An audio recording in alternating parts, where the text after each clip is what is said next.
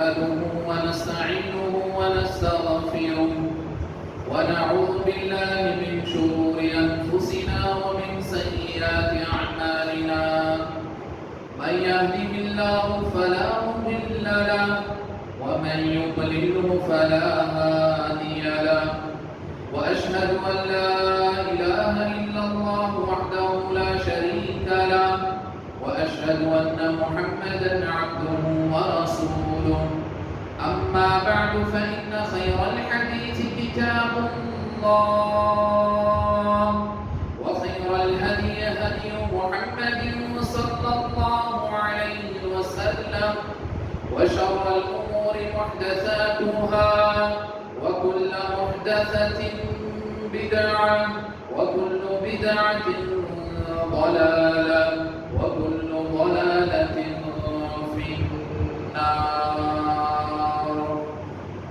فأعوذ بالله من الشيطان الرجيم. بسم الله الرحمن الرحيم. قال الله تبارك وتعالى في القرآن المجيد والفرقان الحميد: كل نفس ذائقة الموت وإنما توفون أجوركم يوم القيامة فمن زحزح عن النار وأدخل الجنة فقد فاز وما الحياة الدنيا إلا متاع الغرور. تمام قسم کی تعریفات، حمد و ثنا، کبریائی، بڑائی، بزرگی اللہ رب العالمین کے لیے لائق اور زیبا ہے. بے شمار درود و سلام ہوں تمام انبیاء کرام پر، خصوصاً میرے اور آپ کے آخری نبی جناب محمد رسول اللہ صلی اللہ علیہ وسلم پر. محترم بزرگوں، دوستوں، حاضرین جمع، آج کے اس خطبہ جمعہ میں جس موضوع کو لے کر میں آپ کے سامنے حاضر ہوا ہوں وہ میرا موضوع ہے آخرت کی فکر. حاضرین، انسان کو اللہ تعالیٰ نے عقل عطا فرمائی اور اسی عقل کے حوالے سے اللہ تعالیٰ نے آپ دیکھیے قرآن مجید میں افلا تعقلون کہا، افلا تتفکرون کہا، افلا یتدبرون قرآن کہا اور افلا تتذکرون اور یتفکرون ایسے الفاظ آپ قرآن مجید میں پائیں گے.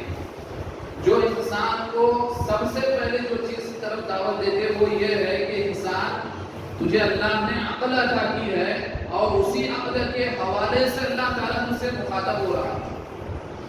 انسان سوچتا ہے، فکر کرتا ہے، تو یہ کس چیز سے یہ عمل سوچنے کا، فکر کرنے کا عمل کیسے ہوتا ہے؟ یہ عقل سے ہوتا ہے. عقل سے انسان سوچتا ہے، فکر کرتا ہے اور اس فکر کے تعلق سے تیاریاں کرتا ہے اور اپنی زندگی کو اس فکر کے مطابق لگاتا ہے. اب دنیا میں آپ دیکھیے کہ جو انسان پیسے کے لیے سوچتا ہے، پیسہ کمانے کے لیے اس کو فکر ہے، تو وہ دنیا میں کسی بھی راستے سے پیسہ کماتا ہے. ایک انسان ہے جو طاقتور بننا چاہتا ہے، وہ سوچتا ہے کہ میں کیسے اپنی جسمانی طاقت کو بڑھاؤں، کیسے میں باڈی بلڈر بنوں، تو وہ ورزشیں کرتا ہے. یعنی اپنی عقل سے پہلے سوچتا ہے، کچھ بھی عمل ہو وہ پہلے فکر کرتا ہے اس کے لیے. تو اللہ تعالیٰ نے اسی عقل کے تعلق سے قرآن مجید میں مجھے اور آپ کو اور رہتی دنیا تک کے لوگوں کو خطاب کر کے اسی عقل کے حوالے سے فرمایا ہے کہ کیا تم آخرت کے تعلق سے کبھی فکر نہیں کرتے کہ جس کے لیے دنیا میں تمہیں بھیجا گیا ہے، جس کی تیاری کے لیے دنیا میں بھیجا گیا ہے، اور دنیا میں اللہ تعالیٰ نے ہر چیز کو جوڑا جوڑا پیدا کیا ہے. انسان کا جوڑا ہے مرد میں، مرد اور عورت، اور اسی طرح حیوانات میں بھی جوڑا پایا جاتا ہے. دن کا جوڑا ہے، رات ہے، اور یہاں تک کہ درختوں اور پودوں میں بھی جوڑے پائے جاتے ہیں کہ کوئی میل ہے اور کوئی فیمیل ہے، کوئی مذکر اور مؤنث بھی پایا جاتا ہے. بالکل اسی طرح اللہ رب العالمین نے دنیا کا بھی جوڑا بنایا. اس دنیا کا جوڑا کیا ہے؟ دنیا کا جوڑا کیا ہے؟ آخرت ہے. یہ دنیا کا جوڑا ہے آخرت، کہ ہر چیز کو اللہ نے جوڑا جوڑا پیدا کیا ہے.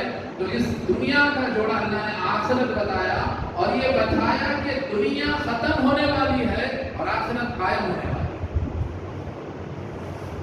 پھر بھی اللہ تعالیٰ سورہ اعلیٰ میں فرماتے ہیں بل تؤثرون الحیات الدنیا. اس کے باوجود اے مسلمانوں، بل تؤثرون الحیات الدنیا، تم دنیاوی زندگی کو ترجیح دیتے ہو. والآخرۃ خیر وابقا، آخرت بہترین اور باقی رہنے والی زندگی.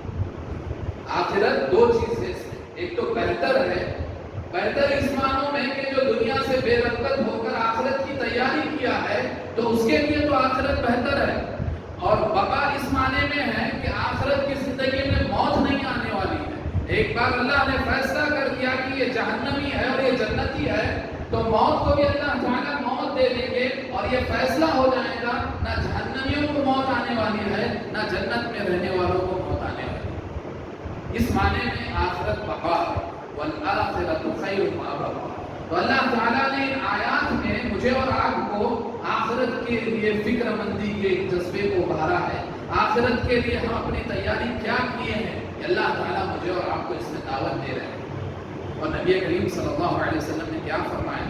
کن فی الدنیا کأنک غریب او عابر سبیل. کہ دنیا میں تم اس طرح رہو جیسے کوئی اجنبی آدمی ہے. اجنبی آدمی ہے، اس کو کوئی پہچانتا نہیں، لیکن وہ اپنی ضرورت پوری کر کے آگے چل جاتا ہے. اور اسی طرح ایک مسافر بھی ہے، ایک مسافر کی طرح زندگی گزارو جو اپنے سفر میں لگا رہتا ہے مقصد تک پہنچنے کے لیے.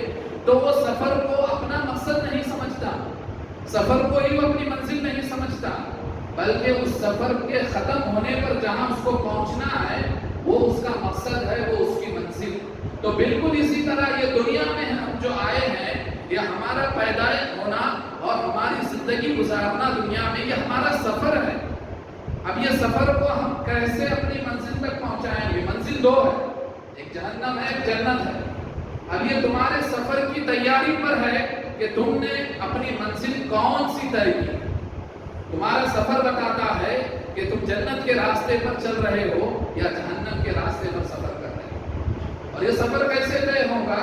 یہ ہماری اپنی زندگی بتاتی ہے کہ میرے دن و رات، میری صبح شام، میرا اٹھنا بیٹھنا، میرا رب کے آگے ہمیشہ رہنا اور رب کے احکامات کو بجا لانا یہ اللہ تعالیٰ کی فرما برداری میں ہو رہا ہے، نبی کریم صلی اللہ علیہ وسلم کی اطاعت اور ان کی اتباع کے مطابق ہو رہا ہے. تو ہمارا جو سفر ہے ہم نے طے کیا ہے جنت کا راستہ.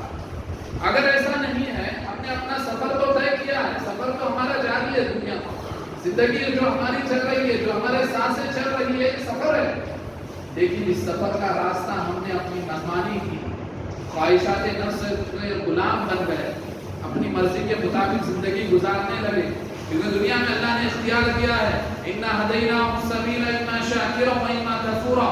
ہم نے تم کو ہدایت کا راستہ دکھا چکے ہیں، اِمَّا شَاكِرًا اور اِمَّا كَفُورًا. یا تو تم شکر گزار بنو، یعنی اللہ کے فرمانبردار بن جاؤ، یا پھر کافر بن کے نافرمانی کرو. یہ اللہ نے دنیا میں اختیار کیا ہے.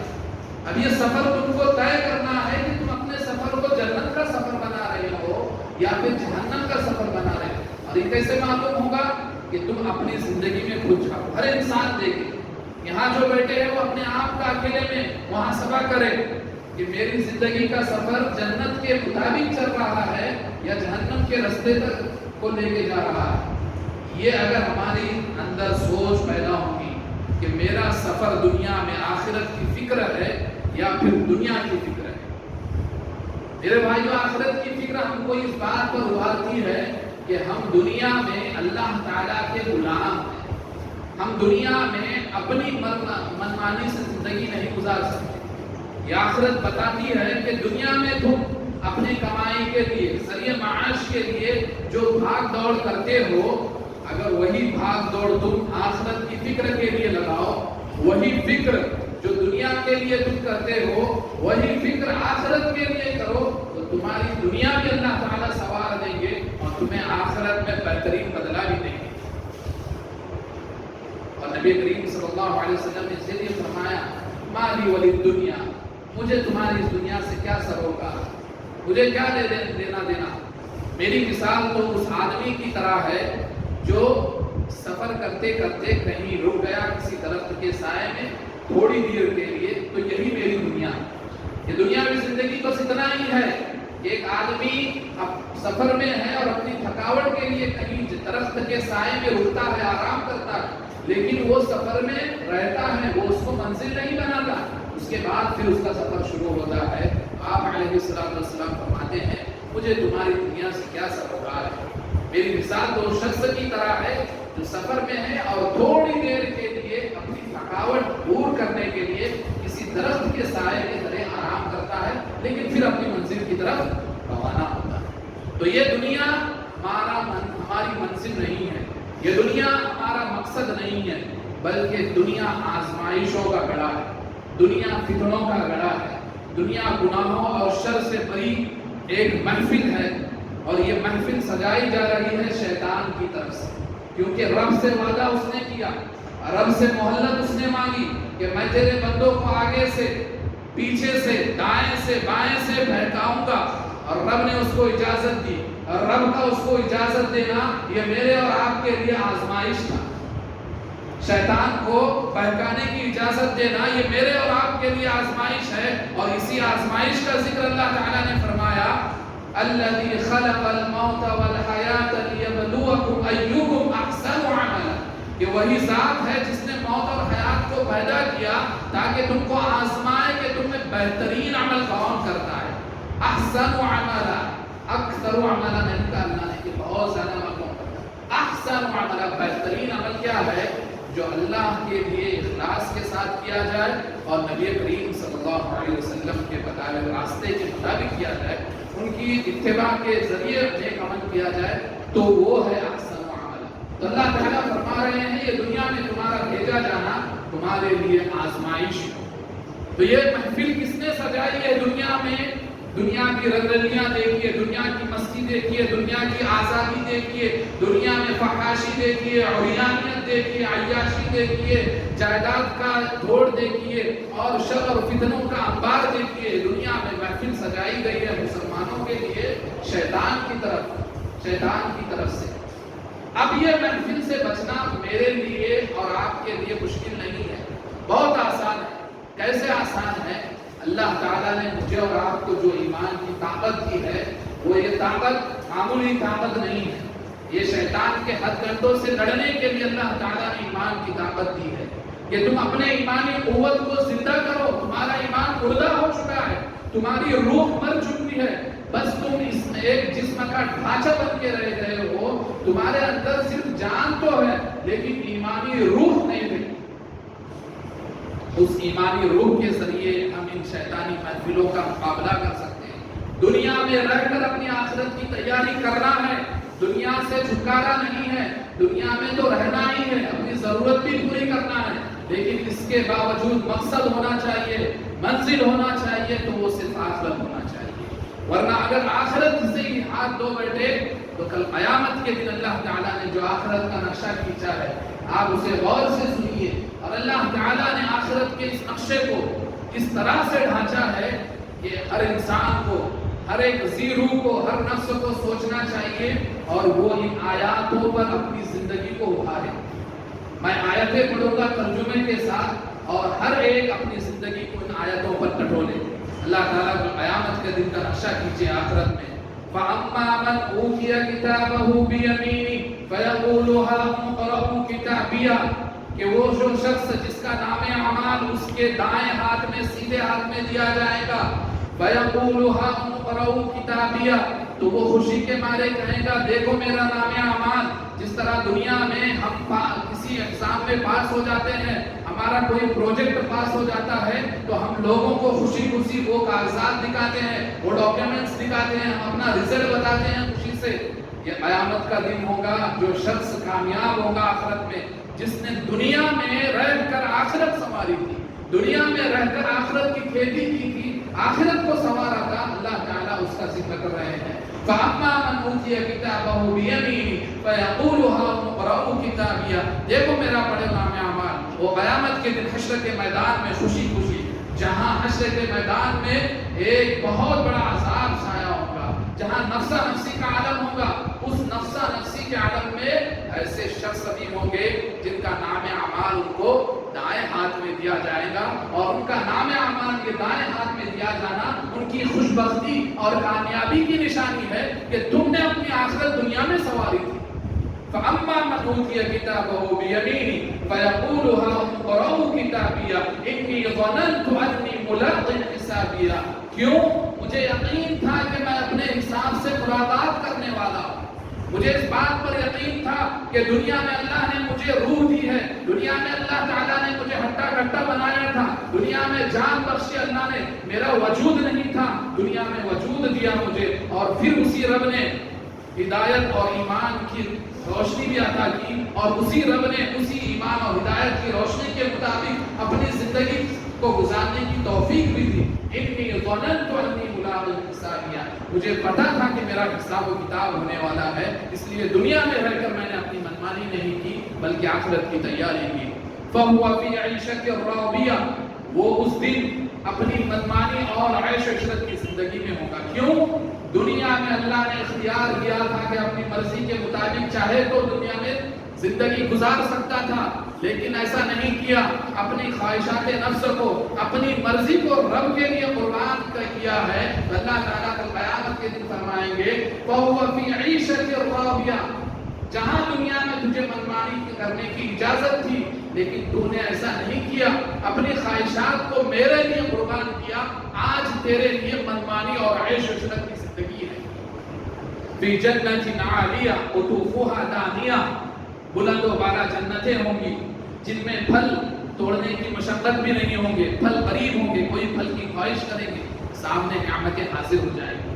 پھر اللہ آگے فرما رہے ہیں کُلُوا وَاشْرَبُوا هَنِيئًا بِمَا أَسْلَفْتُمْ فِي الْأَيَّامِ الْخَالِيَةِ، کہ کھاؤ اور پیو مزے لے لے کر۔ کیوں؟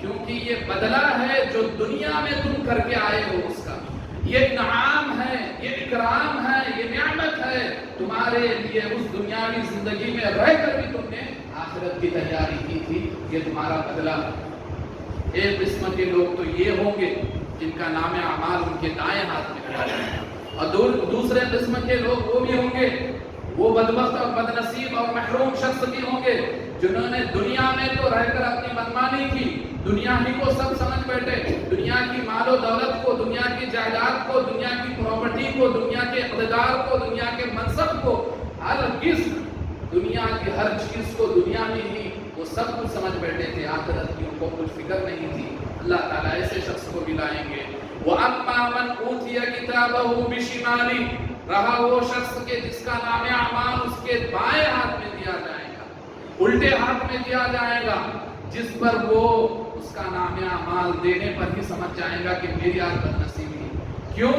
کہ کل قیامت کے دن جس کا نام اعمال دائیں بائیں ہاتھ میں دیا گیا، یہ اس کی بدنصیبی اور بدبختی اور خسارے اور نقصان کی نشانی ہے کہ آج کے دن یہ خائب ہے، آج خاسر ہے، نقصان اٹھانے والا ہے، یہ ناکام ہے آج آخرت کے دن۔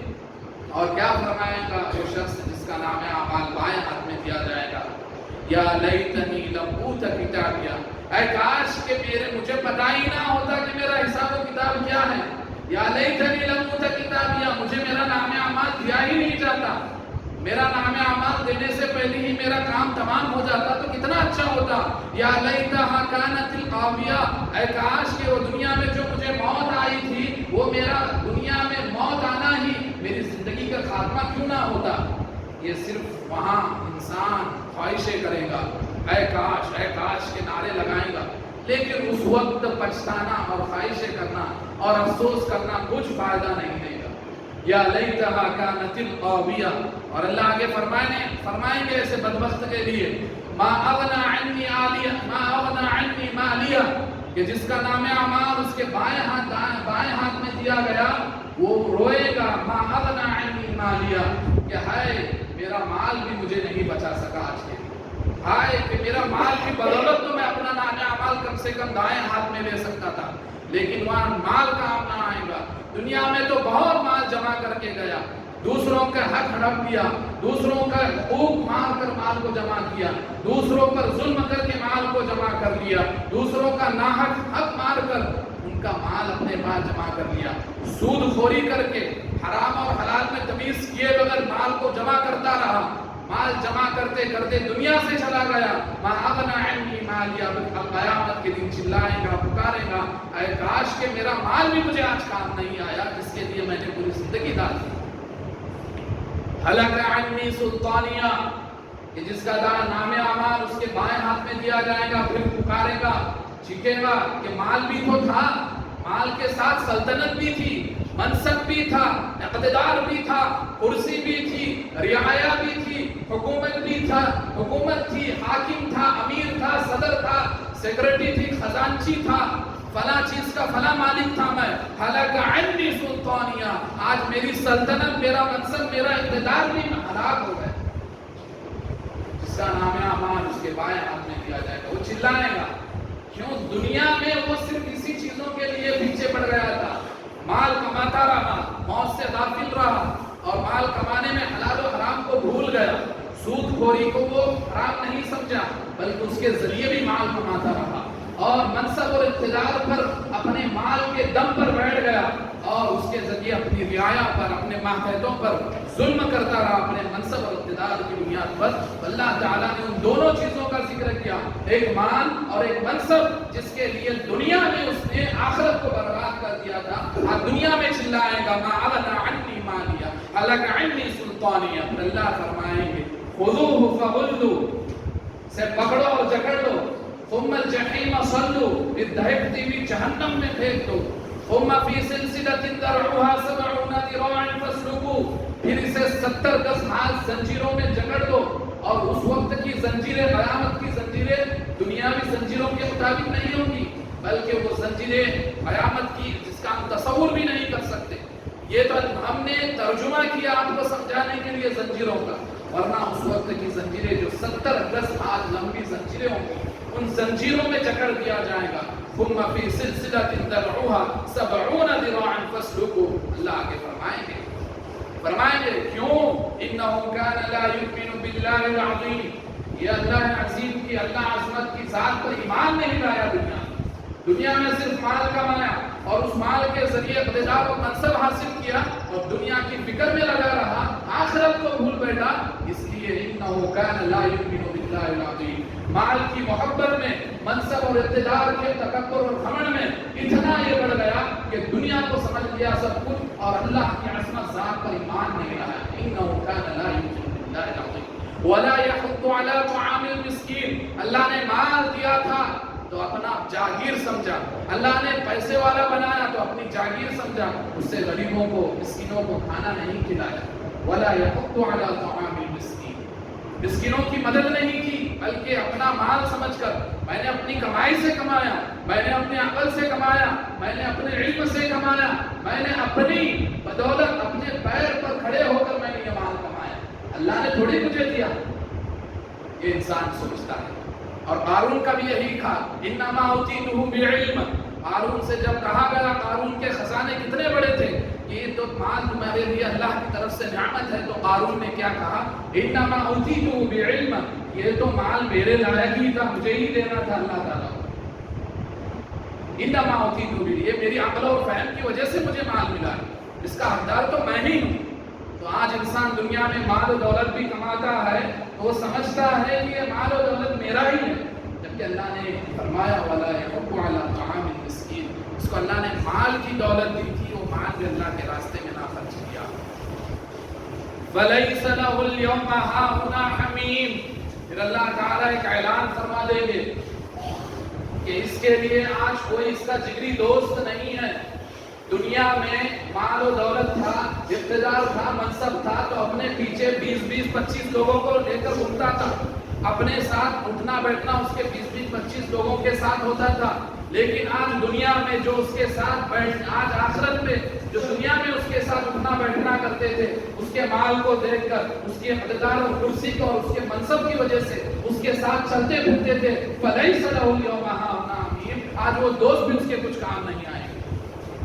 اللہ تعالیٰ نے اس آخرت کا نقشہ کیا، دونوں قسم کے لوگوں کو رکھا تھا۔ اب یہ دونوں قسم کے لوگوں میں ہمارا شمار ہم کس میں کرنا چاہیں؟ کیا ہمارے سفر کو ہم جنت کا بنا کر پہلے قسم کے لوگوں میں شامل ہونا چاہیں گے، یا نہیں دنیا میں رہ کر اپنی منمانی کر کر ہمارا سفر ہم دوسرے قسم کے لوگوں میں شمار کریں گے؟ یہ اللہ تعالیٰ نے دنیا میں ہم کو قرآن مجید کے ذریعے آخرت کے جو نقشے بتائے ہیں، یہ کیوں بتائے ہیں؟ کیونکہ انسان آخرت کی فکر کرے، انسان آخرت کے لیے سوچے، انسان آخرت کے لیے ہی بھاگ دوڑ کرے، جس طرح دنیا کے لیے، مال و دولت کے لیے، بیوی بچوں کے لیے، گھر والوں کے لیے فکر مند رہتا ہے، وہ ذرا اپنے آپ کی فکر بھی کرے، اپنے اہل و عیال کی فکر اس طور پر بھی کرے کہ اس کی آخرت، ان کی آخرت سنور رہی ہے یا نہیں۔ دنیا میں صرف پیسے تو کما لیے، مال تو کما لیے، لیکن آخرت نہیں کمائی تو کچھ بھی نہیں کمایا۔ رب کو راضی نہیں کیا تو کچھ بھی نہیں کیا، نبی کی اتباع نہیں کی تو کچھ بھی نہیں کیا، اس دین اسلام کے مطابق اپنی زندگی نہیں گزاری تو کچھ بھی نہیں کیا۔ یہ آخرت مجھے اور آپ کو اس بات کی طرف دعوت دیتی ہے کہ دنیا میں ہم رہنے نہیں آئے ہیں، بلکہ دنیا سے سب کو جانا ہے۔ جو شخص دنیا میں دنیا کے لیے جیتا ہے وہ دنیا میں بھی ناکام ہے اور کل آخرت میں بھی ناکام ہوگا۔ جو دنیا میں آخرت کے لیے جیتا ہے، جو دنیا میں رہ کر آخرت سنوارنا چاہتا ہے، اس کی آخرت بھی سنور جائے گی اور دنیاوی زندگی بھی اللہ تعالیٰ اس کی آسان کر دے گا۔ یہ آخرت کا نقشہ مجھے اور آپ کو بتاتا ہے کہ ہم دنیا میں کس موڑ پر جا رہے ہیں۔ میرے بھائیوں، آخرت کی فکر ہمارے اندر اخلاص پیدا کرتی ہے کہ بندہ جو بھی عمل کرے گا وہ اپنے سامنے اپنے رب کو پائے گا، وہ اپنے سامنے اپنے رب کو پائے گا، اور ایک چھوٹی نیکی بھی کیوں نہیں کرے گا وہ اللہ تعالیٰ کی کل قیامت کے دن اسے پائے گا، جس کا نقشہ اللہ تعالیٰ نے سورہ زلزال میں کہا فَمَن يَعْمَلْ مِثْقَالَ ذَرَّةٍ خَيْرًا يَرَهُ، کہ جو شخص ذرہ برابر بھی نیکی لے کر آئے گا اس کا بھی بدلہ اسے دیا جائے گا، اس نیکی کو اپنے سامنے پائے گا۔ اور آخرت کی فکر ہمارے اندر اللہ کا تقوی پیدا کرتی ہے کہ انسان قدم پر قدم بھوک بھوک کر رکھے گا کہ اگر رات کی تاریکی میں بند کمرے میں بھی اگر کیوں نہ ہو وہ اللہ کے تقوی اور اللہ کے ڈر سے کوئی گناہ نہیں کرے گا۔ کیوں؟ آج دنیا نے سارے گناہوں کا جڑ ہمارے ہاتھ میں دے دیا ہے۔ آج مسلم نوجوان تو نوجوان، مسلم لڑکیاں بھی دیکھیے اس فتنے میں مبتلا ہو گئی ہیں۔ یہ جو موبائل کا فتنہ ہے، یہ دنیا چاہتی ہے کہ مسلمانوں کو ان کی ایمانی روح سے خالی کیا جائے، مسلمانوں کو ان کی ایمانی روح سے خالی کر کے ان کو کورا بنایا جائے، ان کو صرف نام کا مسلمان بنایا جائے۔ آج دیکھیے مسلم لڑکیوں کے ہاتھ میں یہ موبائل دے کر کتنا بڑا فتنہ برپا ہو رہا ہے۔ یہ پورے گناہوں کی جڑ، پورا گناہ دنیا کا ان کے ہاتھ میں جمع ہے۔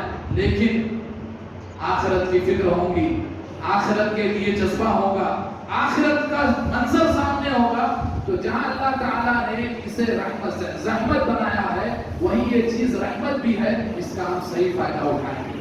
ہمارے مسلم بچیاں، ہمارے مسلم بچے، نوجوان لڑکیاں، نوجوان لڑکے اس کا صحیح استعمال کریں۔ آج مسلمانوں میں جو گناہ پھیل رہے ہیں اس کا سب سے بڑا ذریعہ یہی ہے کہ ہم آخرت کو بھول چکے ہیں۔ صرف آخرت زبان پر ہے، اس کے لیے تیاری کچھ نہیں ہے، اس کے لیے بھاگ دوڑ کچھ نہیں ہے، صرف زبان پر ہمارے آخرت اور آخرت رہتا ہے۔ میرے بھائیوں، انسان کی زندگی میں اللہ تعالیٰ نے آخرت کا جو منظر رکھا ہے یہ اس لیے رکھا ہے کہ تم دنیا میں گم نہ ہو کے رہ جاؤ، تم دنیا میں اپنے آپ کو بھول نہ جاؤ کہ اللہ نے تمہاری ذات کو ایک وجود بخشا ہے۔ اس وجود کو تم ایمانی روح کے ذریعے، اسلام کی طاقت کے ذریعے اور اللہ اور اس کے رسول کی فرما برداری کے ذریعے وجود کو وجود بخشو، ورنہ تم دنیا میں اگر کمانا، سونا، کھانا پینا ہی تم اپنا مقصد بنا لو گے تو یہ جانور بھی کرتے ہیں، جانور بھی سوتے ہیں، کھاتے اور آرام کرتے ہیں۔ تو اللہ تعالیٰ نے انسان کو اشرف المخلوقات بنایا اس لیے کہ وہ آخرت کا سوچے اور دنیا میں آخرت بنائے۔ آخر میں میں اس قرآن مجید کی ایک آیت آپ کے سامنے رکھوں گا جو میرے پورے خطبے کا خلاصہ ہوگا، جو آپ کو اس بات پر ابھارے گی کہ آخرت کیا چیز ہے۔ اللہ تعالیٰ نے فرمایا کل نفس ذائقۃ الموت، ہر نفس کو موت کا مزہ چکھنا ہے، ہر ایک کو موت مرنا ہے، انسان چاہے یا نہ چاہے موت اس کو آنی ہے۔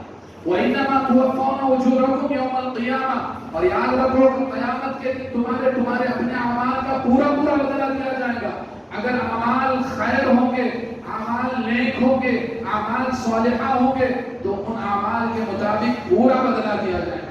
اگر اس کے برعکس تمہارے نام اعمال گناہوں سے اور برائیوں سے اور شر سے بھرے ہوں گے تو اس کے مطابق تمہیں سزا بھی پوری دی جائے گی۔ وَإِنَّمَا تُوَفَّوْنَ أُجُورَكُمْ يَوْمَ الْقِيَامَةِ، فمن زحزح عن النار وادخل الجنہ فقد فاز. اور یہ بھی یاد رکھو کہ جو بندہ جہنم سے بچا دیا گیا اور جنت میں داخلہ ہو گیا فقد فاز، وہ حقیقی معنوں میں کامیاب ہو گیا. وما الحیات الدنیا الا متاع الغرور. یہ دنیاوی زندگی دھوکے کے سامان کے علاوہ کچھ نہیں.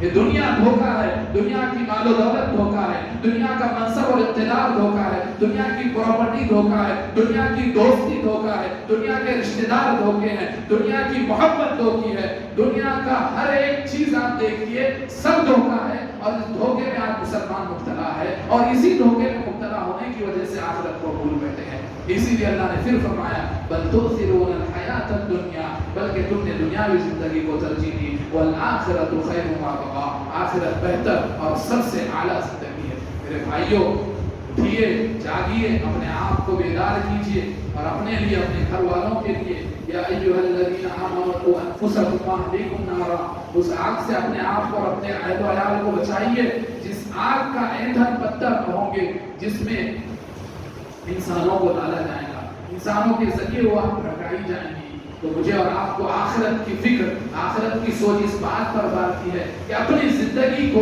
دنیا میں بنا لیں، اپنی آخرت دنیا میں بنا لیں، اپنی آخرت کی تیاری دنیا میں کر لے، تاکہ کل قیامت کے دن جب اللہ تعالیٰ کے آگے حشر میں ہم سامنے ہوں گے اللہ کے اور ہمارا حساب و کتاب ہوگا تو ہمیں کوئی نقصان اور ناکامی کا سامنا نہ کرنا پڑے.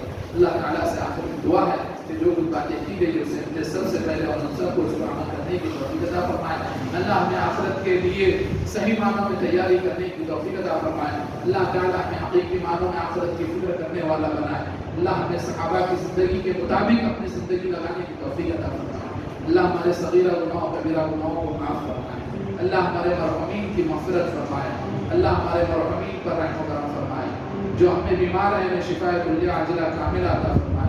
جو اس مہاماری بیماری میں مبتلا ہے انہیں بھی اللہ تعالیٰ شفاء کلیہ عاجلہ کاملہ عطا فرمائے.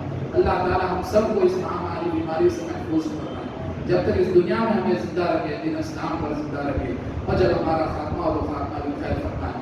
آمین یا رب العالمین. بارک اللہ لنا ولکم فی القرآن المجید ونفعنا بالآیات والذکر والحکیم انہ تعالی جواد ملک بر رؤوف رحیم.